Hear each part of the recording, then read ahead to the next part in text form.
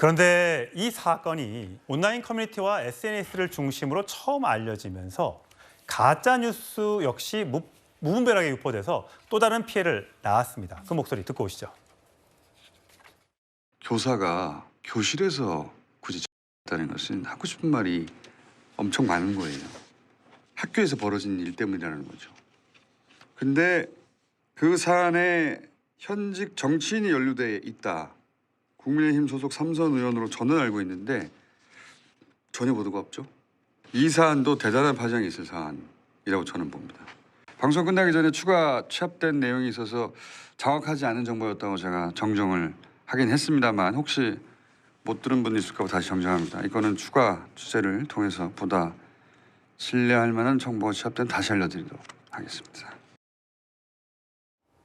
자, 서 변호사님. 가짜 뉴스를 유포해 교사 사망에 여당 중진 의원이 연루가 돼 있다. 그러면서 그 다음날 사실이 아닌 걸로 드러나니까 추가 취재하겠다라고 했습니다. 그다음에 국민의힘에서는 가짜 뉴스와 전쟁을 선포하고 법적 소송을 하겠다 얘기했죠. 자, 이거를 어떻게 봐야 됩니까? 저는 이제 두 군데에 대한 명예훼손이다. 첫째는 이제 국민의힘에 대해서 명예훼손이 되고요. 그다음에 그 한기호 의원한테도 명예훼손이 됩니다. 본인이 한기호 의원 이름은 말 안 했지만 국민의힘 소속의 삼성이다.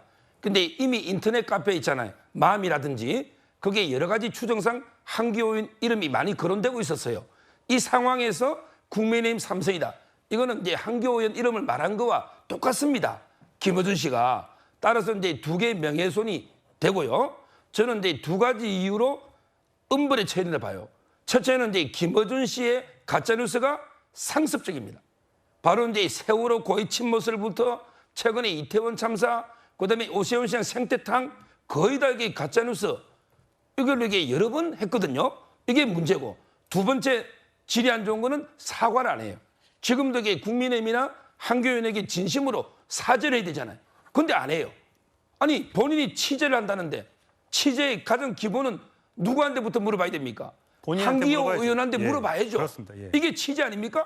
전혀 안 물어보고 인터넷 카페나 인터넷 보고 그걸 그대로 옮긴 게 취재입니까? 저는 이번에야말로 어떻게 저는 지금까지 김어준 씨가 엄벌 안 받고 있는 게 납득이 안 돼요. 예. 이 가짜뉴스의 해악은 정말 우리 큽니다. 이번에야말로 저는 이게 법의 엄중함을 보여줘야 된다. 이래 봅니다. 자, 이민찬 부대변인. 한기호 의원에게는 처음에 이 카페 등에서 최초 유포자, 그러니까 국민의힘 소속 의원이 연루돼 있다라고 했던 분이 와서 사과를 했다면서요? 맞습니다. 이 논란이 커지다 보니까 본인이 법적 책임을 지는 상황이 되다 보니까 한 의원을 찾아서 국회의원의 본관으로 찾아가서 직접 사과를 하며 울며 불며 매달렸다고 합니다. 하지만 때는 늦었겠죠.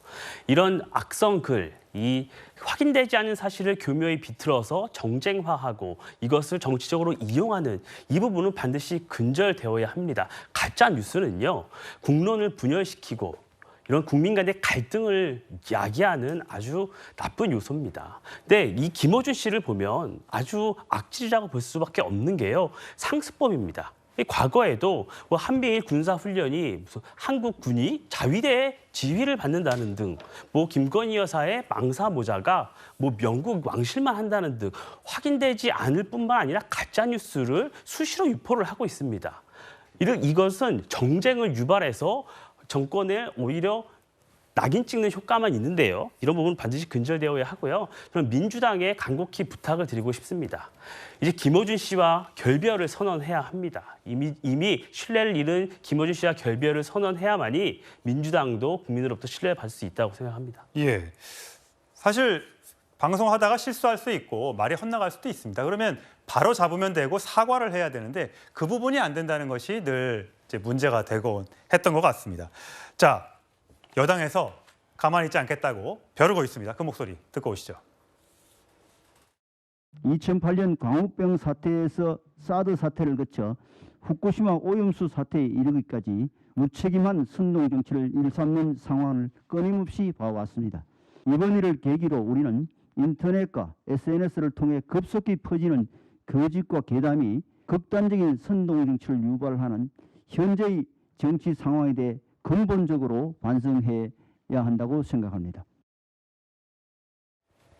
자, 가짜 뉴스를 경계해야 되는 이유가요. 이 사진들 때문입니다. 제가 사진을 한 3장 준비했는데 해외 사례입니다. 해외에서도 이 가짜 뉴스가 굉장히 많이 유포되고 있습니다. 자, 이정은 논설위원님 보면서 설명해 주시죠. 네, 저게 얼마 전에 미국 국방부 펜타곤이 공격받았다 이런 내용으로 알려졌던 그 사진이었는데요. 트럼프 나오죠?